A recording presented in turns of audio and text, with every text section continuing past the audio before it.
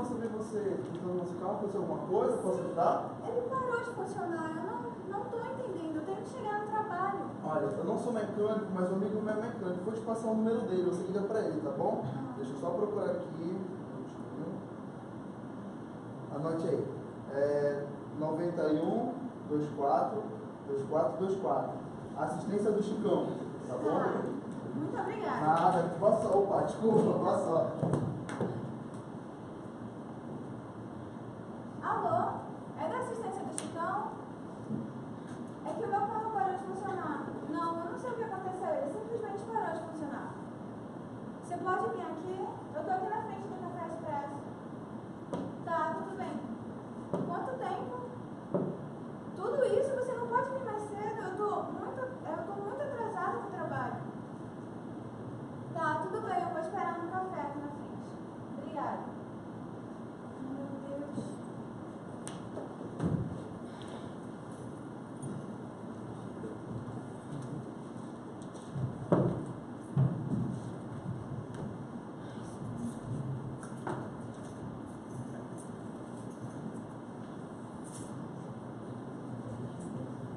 Olá, boa tarde.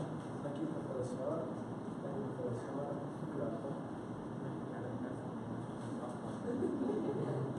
Olá, tudo bem? A senhora gostaria de pedir alguma coisa? Já foi atendida? Eu gostaria de um café, por favor. Café? Tá bom. Quente ou... Quente, tá bom.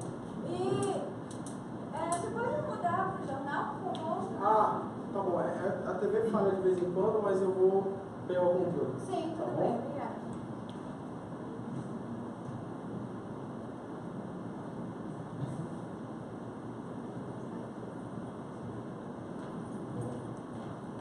Boa tarde.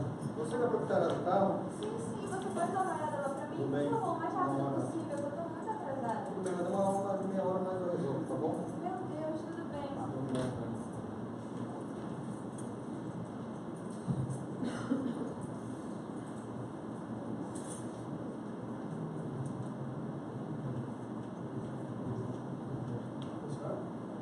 Obrigada. Tá bom? Eu vou ligar a TV pra senhora, tá bom? Obrigada.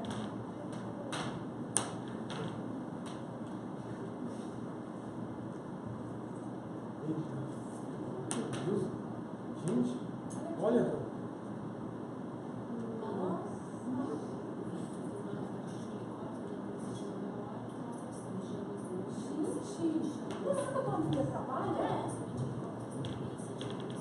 Gente, tá acontecendo agora, é ao vivo. Moça, você tá bem? Que isso? E hoje? Tá desmaiado, cadê a preta você? Eu trabalho nesse lugar. Café. Eu trabalho nesse lugar, meu Deus. O que tá acontecendo? Era pra senhora estar lá agora? Sim, eu devia estar lá agora, eu tô atrasada, meu carro parou de funcionar e eu não consegui chegar a tempo. Você nasceu com mão, calma. Meu Deus. Calma. Gente. Eu vou tentar ligar agora. Seu carro elétrica, seu carro não tem nada, tá normal. Como assim? Ele não estava funcionando até Não, agora? pegou normalmente, não tem nada, tá tudo ok. Meu Deus.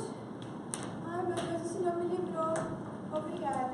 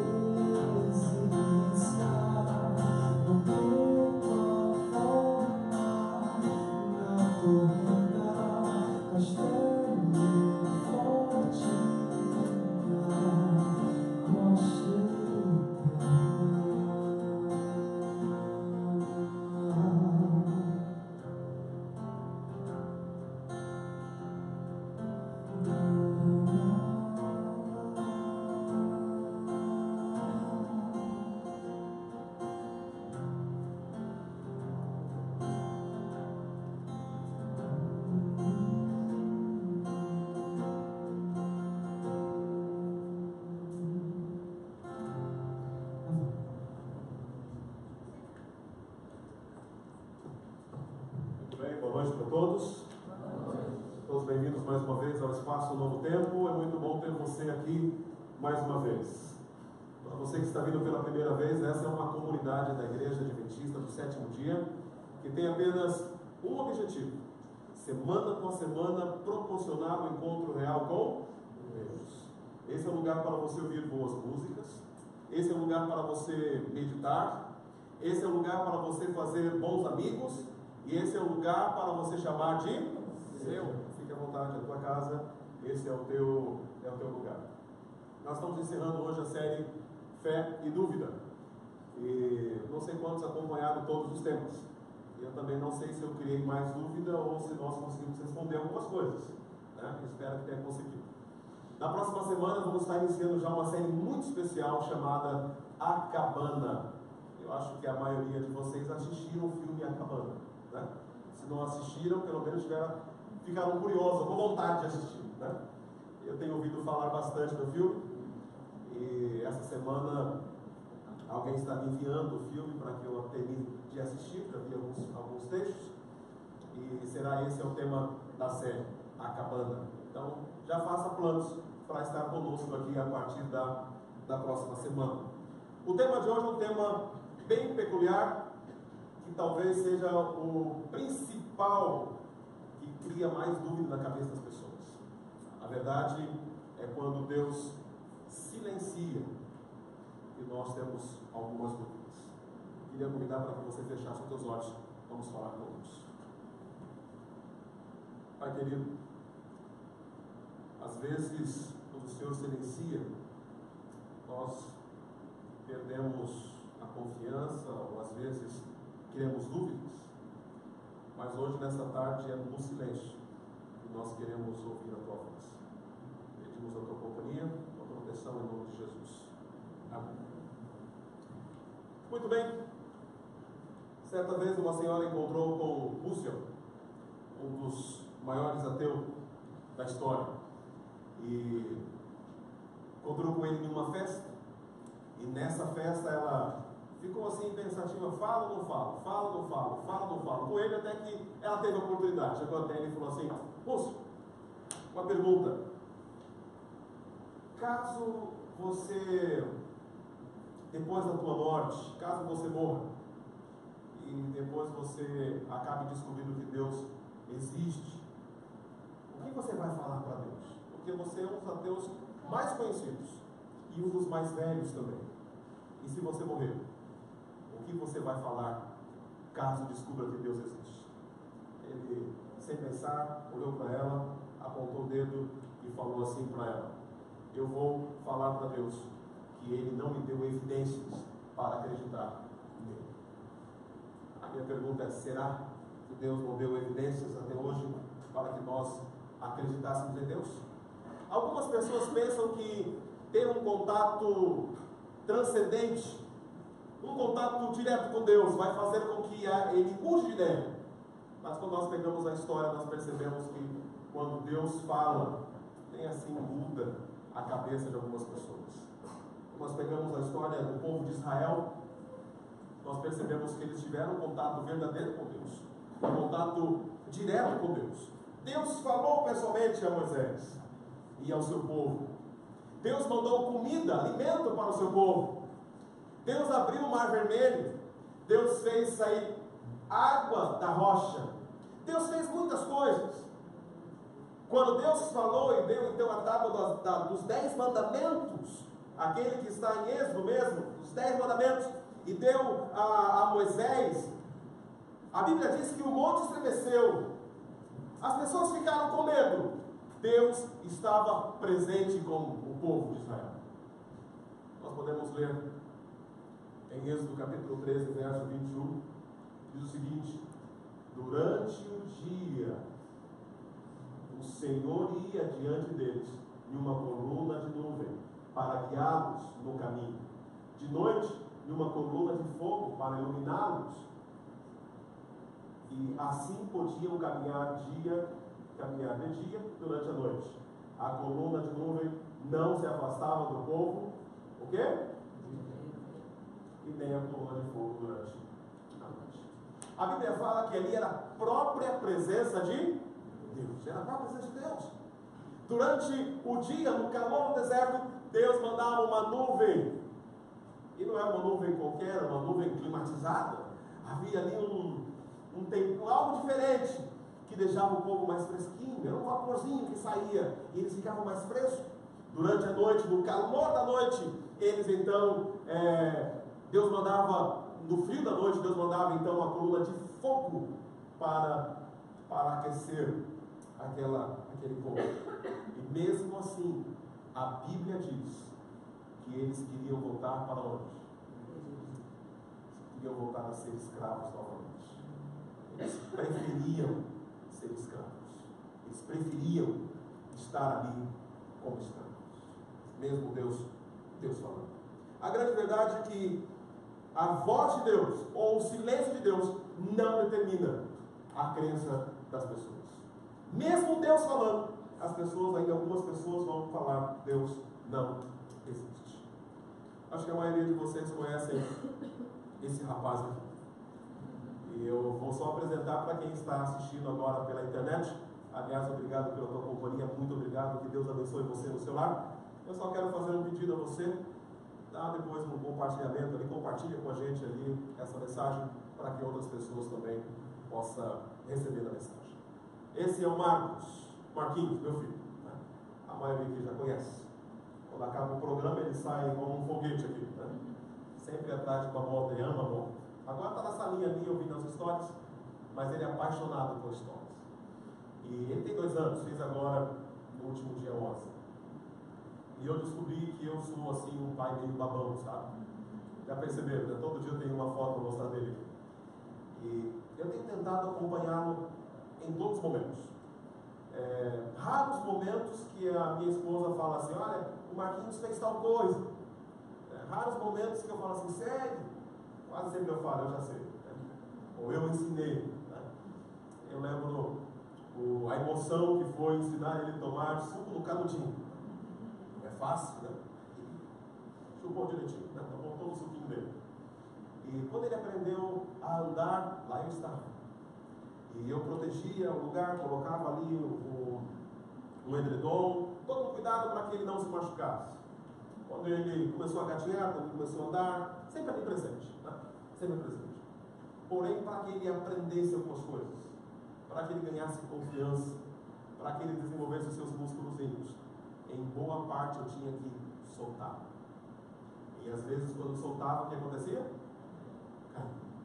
E mesmo às vezes com o edredom, ele às vezes chorava.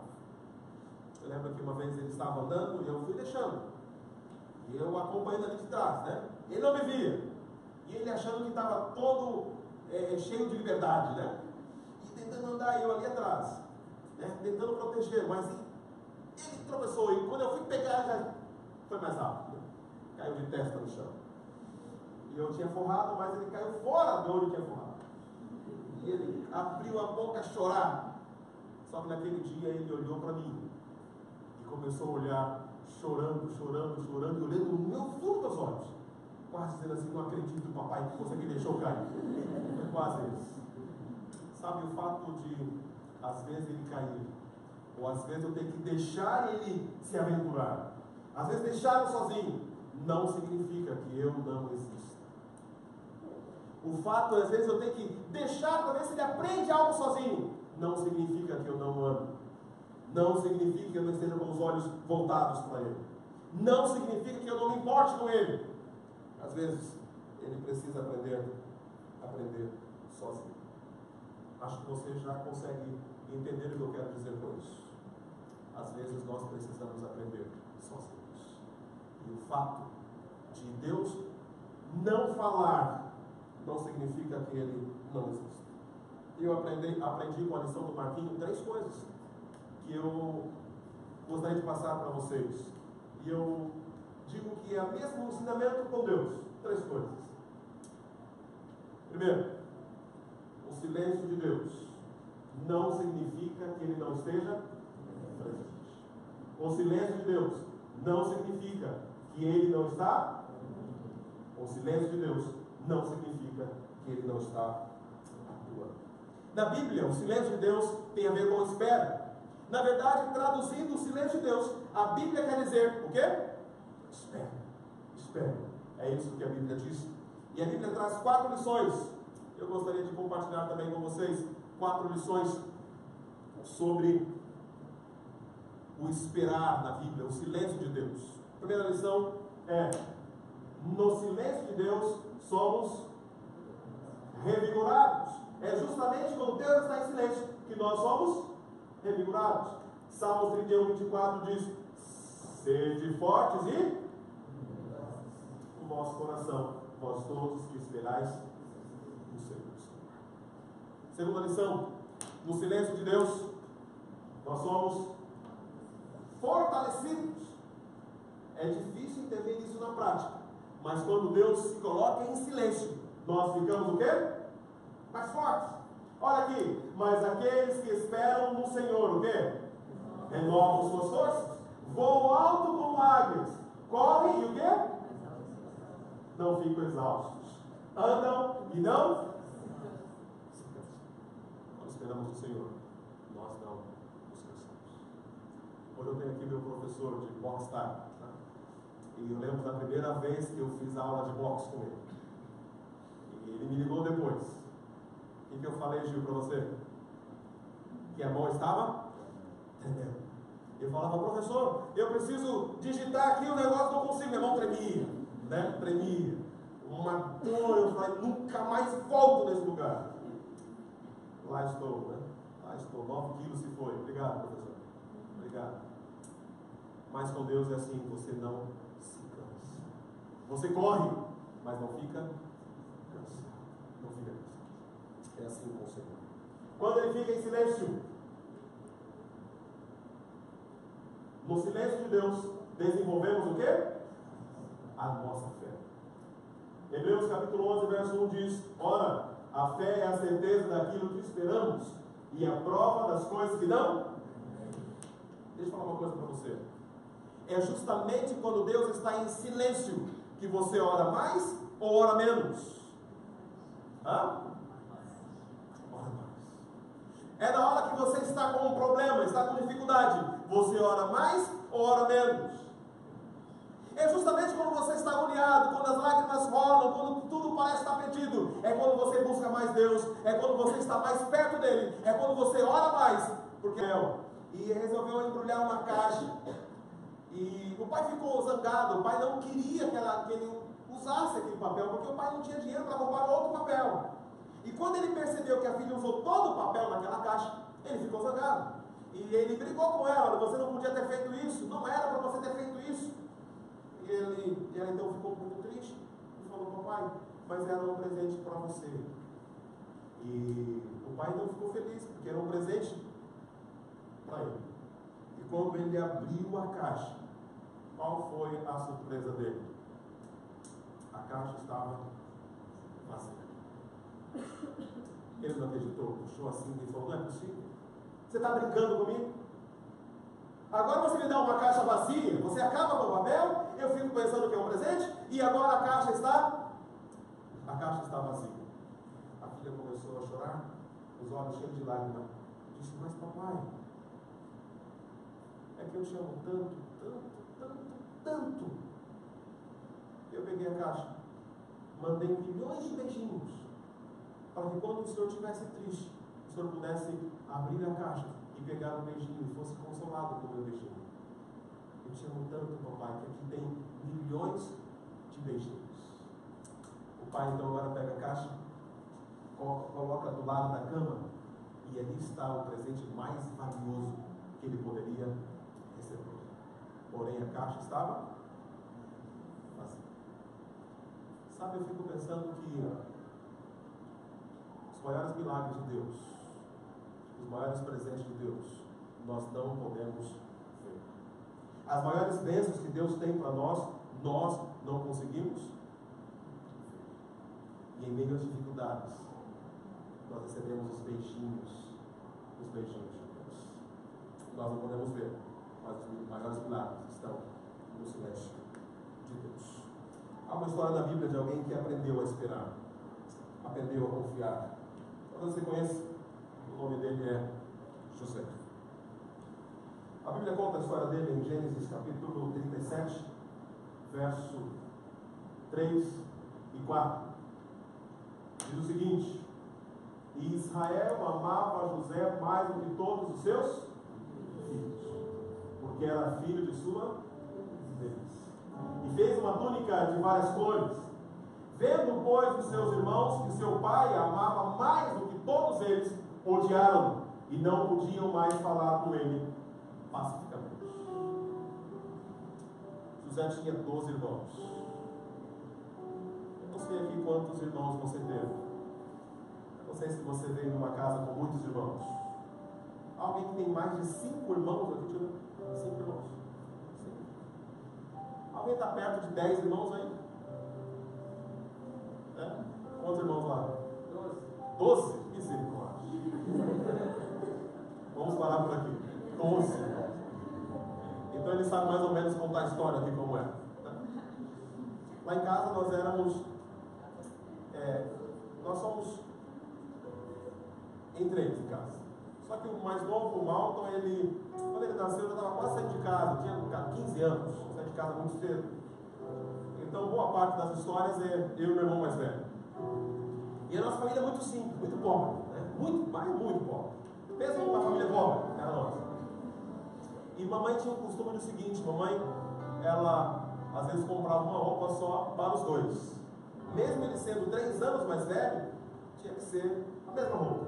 Às vezes eu tinha que usar roupa maior, porque para servir para os dois.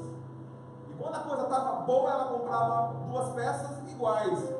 Ou às vezes ela inventava assim, não sei se toda mãe faz isso, né? Vermelho para um, azul para outro. Aí um dia usa uma cor, outra, fica invertendo, né?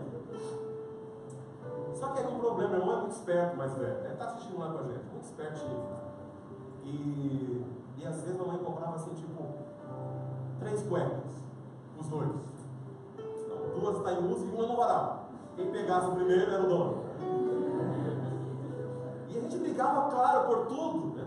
Ia pegar minha meia, cadê a meia? Estava no pé do outro. E às vezes eu estava dormindo, para garantir a meia, eu dormia com a meia. No dia seguinte eu saí com a meia. E eu dormindo, vinha lá ele com a mãozinha tirando a minha meia. Minha mãe disse assim: mas vocês brigam por tudo, até por cueca. Eu falei: claro, mas são poucas, né? Tem que brigar até por isso. Imagina uma casa agora com 12. Era mais assim também, não? É pior, né? Que vira uma briga coletiva. Era metade mulher, metade homem. Ah, e facilita um pouco. Você está dizendo que não facilita a coisa nenhuma, é pior. E não dá para dividir a roupa com as mulheres, né? Mas José vivia em um ambiente como esse, talvez um ambiente alegre, mas um ambiente com certos problemas. Mas o pai de José amava mais a ele. Era o filho da velhice, era o filho da mulher amada. Ele não era o mais novo, mas era o filho amado.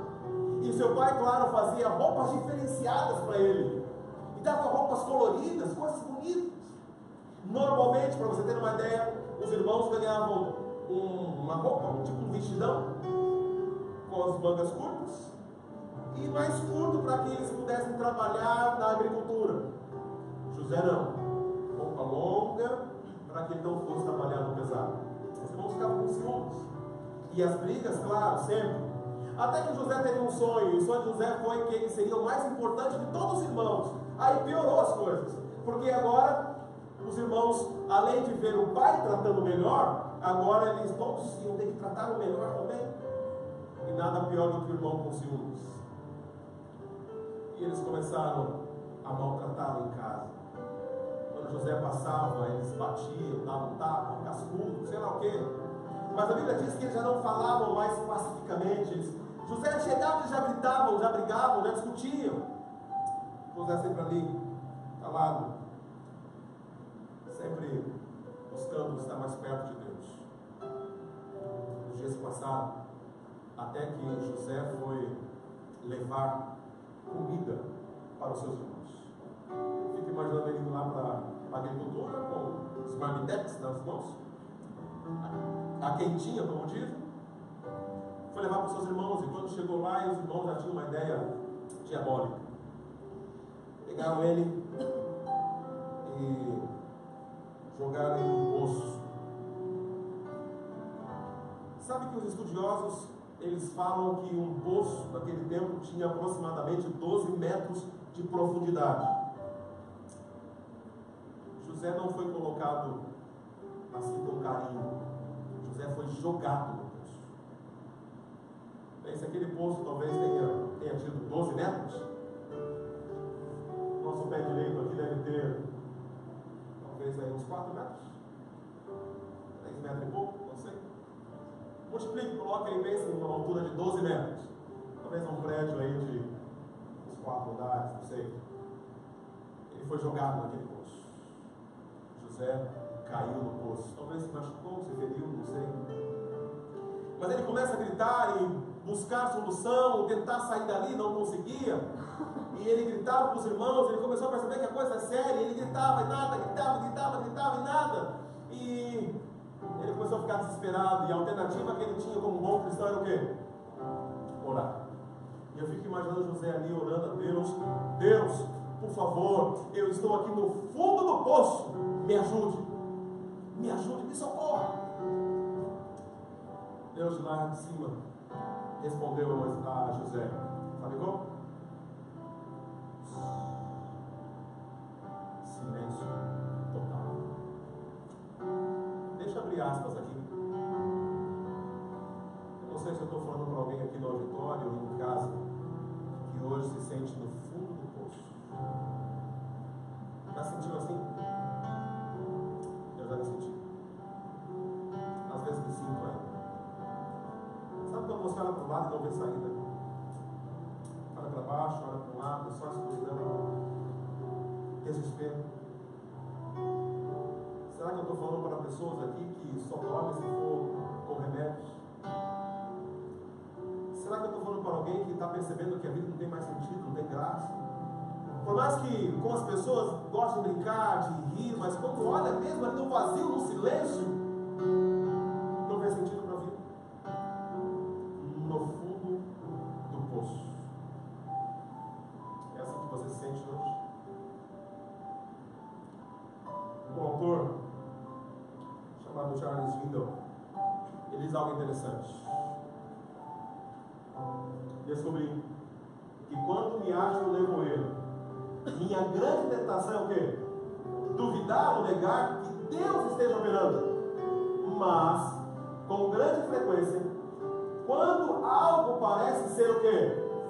Quando parece que eu estou no fundo do poço, quando não há solução, quando não há saída, quando não tem mais o que fazer, quando ninguém mais acredita em você, quando não há mais esperança, quando não há mais solução,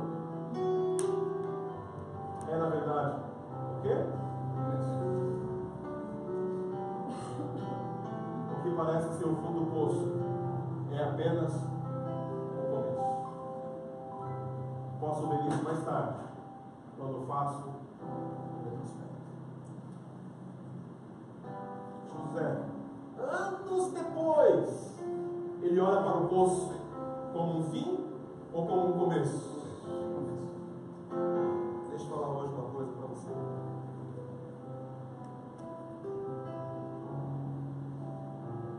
Ainda não é o fim. Pode ser que você olhe para o céu e não vê mais nada, apenas um pedaço do céu. É lá que ele está. Você não precisa ver mais nada. O que você precisa ver é só um pedacinho do céu. Fundo do poço. Às vezes, quando nós buscamos solução, Deus silencia. Deus silencia. De repente, a corda desce. José pega naquela corda, sai, aliviado. Deus ouviu minha oração, obrigado, Deus. E ele fala para os irmãos: que brincadeira boba é essa? Estava achando que era de verdade, já estava preocupado. E ele percebe que os irmãos viram as costas. Ele fala: onde vocês vão? E quando ele menos percebe, na hora vem uma chicotada nele. Os homens vêm, colocam uma corrente em José. Ele começa a gritar: ei, irmãos, o que está acontecendo? Me ajude, me socorra, me ajuda, me ajuda. Nada. Ele mais uma vez clama a Deus: Deus, o que está acontecendo comigo? E o chicote batendo, o chicote batendo. E ele: Deus, por favor, me ajude. Deus responde: apenas o silêncio. Sabe que eu tenho a impressão que Deus não gosta de falar? Eu estou chegando a essa conclusão já. Deus não gosta de falar. Olha a Bíblia. Deus fala um essencial muito pouco. Você clama a Deus e Ele fala: eu sou. Acabou. Você clama, você pede resposta, e Ele diz: vai, eu serei contigo.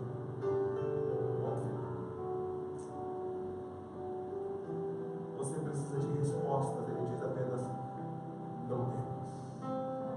Sabe quando você quer explicações? Ele fala: não temos. Deus parece não gostar de respostas.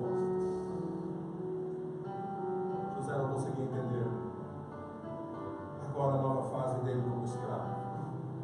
Mas ele era um escravo diferente, ele era um escravo especial. Ele chegou na casa, na mansão, no palácio, e ele foi crescendo de cargo. Ele se tornou a pessoa mais importante, o mordomo que cuidava do castelo. E a Bíblia fala que a esposa começou a persegui-lo. Ele era educado, ele era carinhoso, e a esposa começou a persegui-lo. Ele foge, a roupa rasga. Eu fico imaginando ele saindo correndo pelos corredores do castelo, do palácio, corre para um lado, corre para o outro, corre para um lado, corre para o outro, e vai. E ele chega, fecha a porta do quarto. Me livrei dessa. Foi por pouco, muito pouco. O coração ainda palpitava muito, ele estava suado. Pouco tempo depois, quando ele estava começando a acalmar, o soldado vem, dá um chute na porta, arranca a porta. E antes que ele falasse qualquer coisa, o soldado dá um soco no rosto dele. Vai dar um direto mesmo, forte. Ele cai ao chão, ferido, e os soldados batem nele, prende ele e leva para a prisão mais uma vez.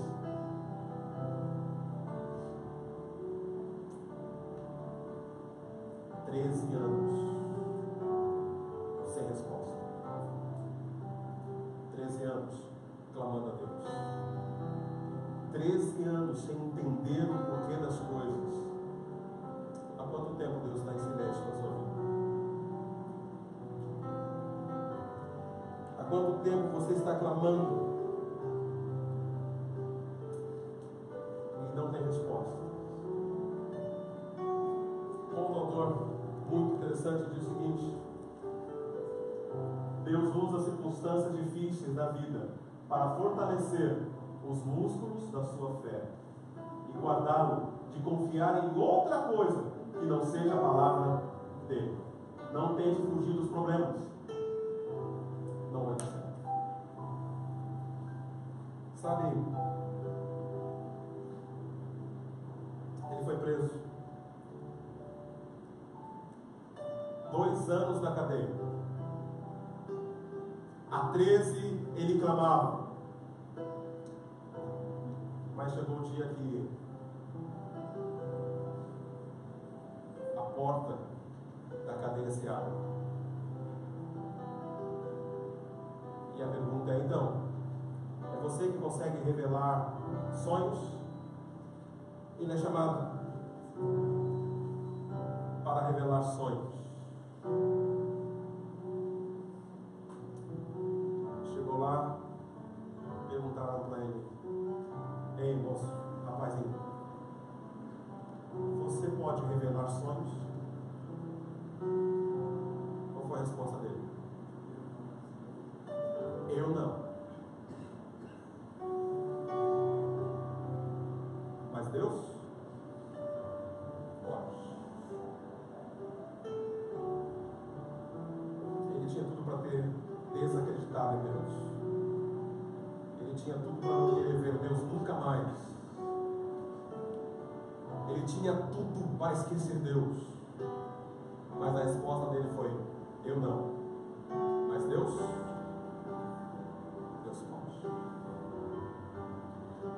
Eu fico imaginando aquele momento, Deus no seu trono, todo poderoso, os anjos, os querubins, todo ao seu redor. Lá na terra acena José, dizendo: Deus pode. Os anjos olham para Deus, olha para José, olha para Deus, olha para José, olha para Deus, olha para José. A voz passeando pelas galáxias, dizendo: Deus pode, pode, pode, pode. Deus pode, pode. Aquele som entra nos ouvidos de Deus. Deus se levanta do seu trono de graça e diz: chega! Acabou o sofrimento.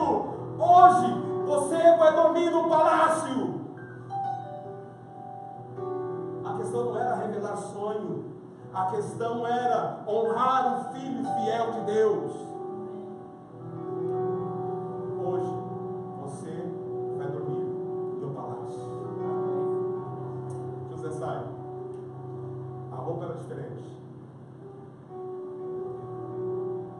Ele não volta mais para a cadeia. Ele volta para o seu quarto. Cama quem-sais, forrada, frigobar, televisão, tudo que ele tinha direito. A partir daquele momento, ele era o segundo homem mais importante daquela terra. Deus é fiel. Se não hoje,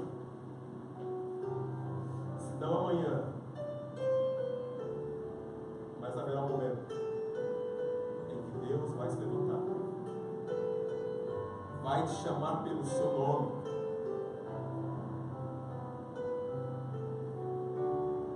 vai gritar: ei Gil, ei Fred, ei Manu, chega! Hoje vocês vão dormir no castelo. Silêncio de Deus. Mas Deus pode, porque Ele é filho. Eu questionei minha vida muitas vezes com Deus. Muitas vezes.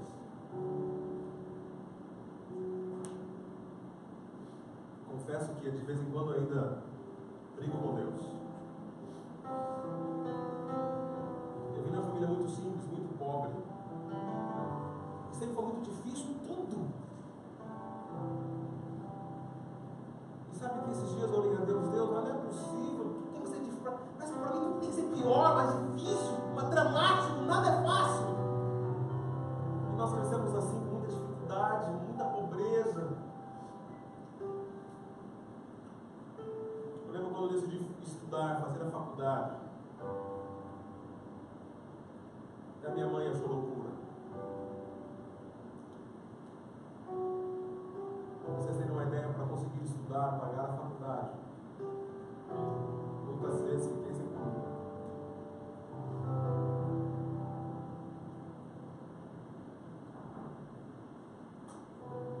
Eu lembro que no terceiro semestre da faculdade,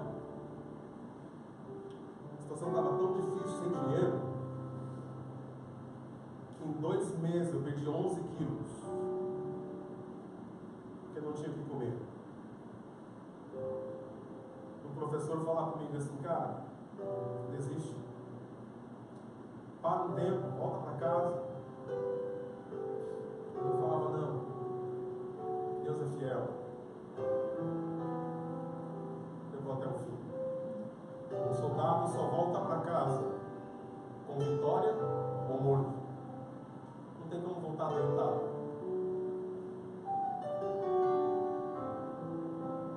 Muitas lágrimas, muito choro, muito sofrimento.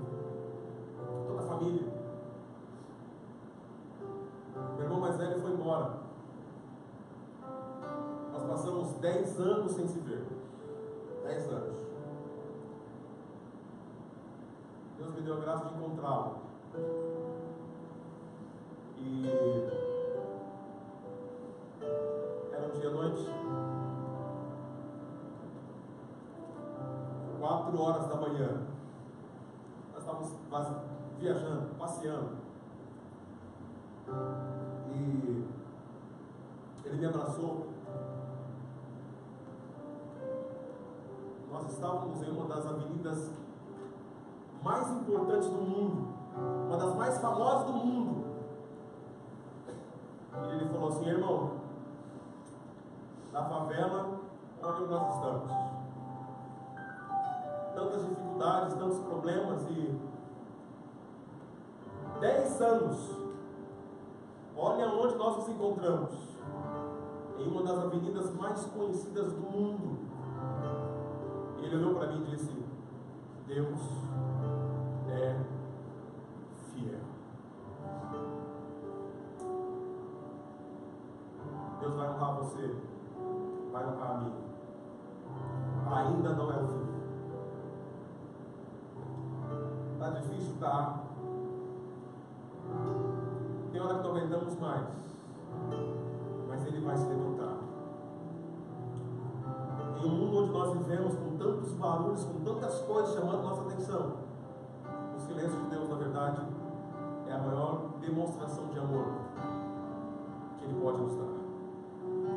Você vai ouvir uma canção agora. Eu queria que você meditasse um pouco nessa letra e pensasse um pouco em Deus, em tudo que Ele já fez e em tudo que Ele vai fazer. Aliás, eu queria que você pensasse mais uma coisa. Quando Deus se levantar e falar assim: chega! Onde você vai estar? Afinal, o que você quer que Deus realize na sua vida? Pense um pouquinho.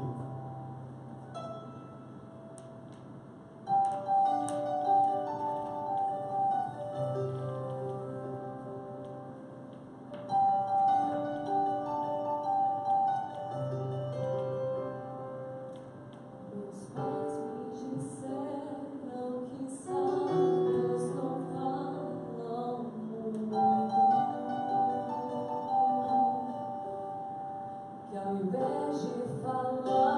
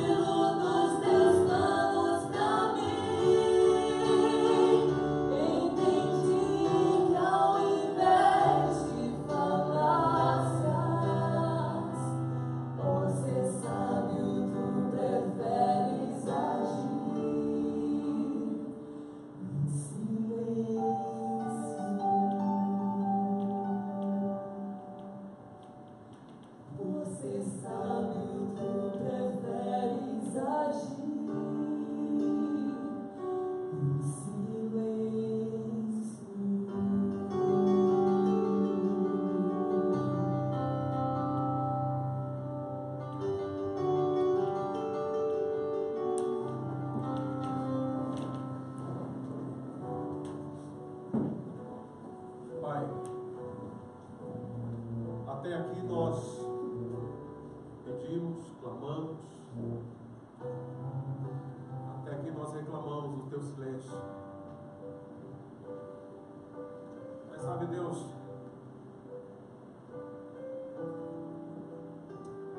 nós sabemos que em um momento o Senhor vai se levantar. Por isso eu queria pedir que o Senhor nos ajudasse apenas a entender esse silêncio.